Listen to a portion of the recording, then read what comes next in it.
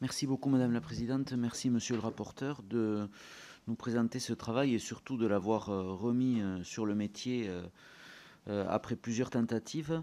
Nous connaissons tous dans cette maison votre expertise en matière financière et fiscale et je voudrais souligner à quel point cette proposition de loi organique est utile et voire même indispensable et vous poser dans le cadre de cette discussion générale la question de savoir si son article 2 englobera un problème auquel nous avons été confrontés cette année lors du vote de la loi de finances qui portait sur la révision des contrats de certains dispositifs de production d'énergie photovoltaïque, solaire donc, révision de contrats simplement quelques années après leur conclusion, cette révision met en difficulté les opérateurs qui les ont portés, en particulier certains opérateurs exploitants agricoles qui avaient construit leur investissement sur un modèle économique qui ne tient plus à cause donc du fait que le contrat est modifié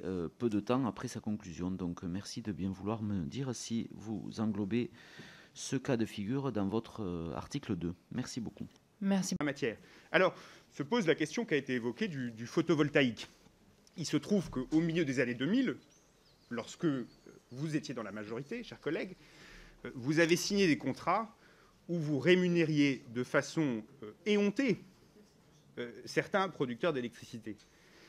La Cour constitutionnelle, qui a revu cette disposition, a été très claire il y a seulement quelques semaines. Je vais vous citer. Les sages considèrent que le législateur a entendu remédier à la situation de déséquilibre contractuel entre des producteurs et des distributeurs d'électricité afin de mettre un terme aux effets d'aubaine dont bénéficiaient certains producteurs au détriment du bon usage des deniers publics et des intérêts financiers de l'État. Je pense qu'il est de notre responsabilité de législateur de défendre les deniers publics très clairement, et c'est ce que nous avons fait dans le cadre de cette loi. Il est seulement regrettable qu'au début des années 2000 ou qu'à la fin des débuts des années 2000, le législateur n'ait pas pris cette leçon à son compte. Merci, Madame la Présidente. Bien.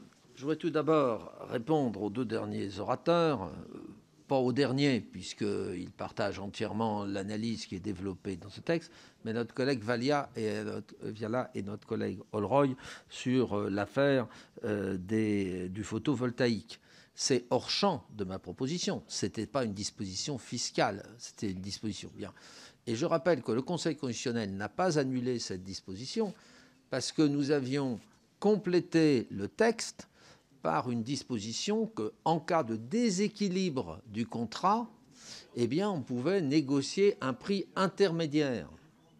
Donc, c'était le respect du principe de non-déséquilibre financier majeur. Voyez. Donc, voilà. Mais ce n'est pas dans le champ de ma proposition pour répondre à notre collègue Viala comme à notre collègue. Mais l'inspiration est la même. C'est-à-dire que si vous déséquilibrez un contrat par une modification juridique, là on est hors fiscal, eh bien, ça peut être annulé par le Conseil constitutionnel. Voilà. Et on s'en est tiré parce qu'il y a eu cet alinéa.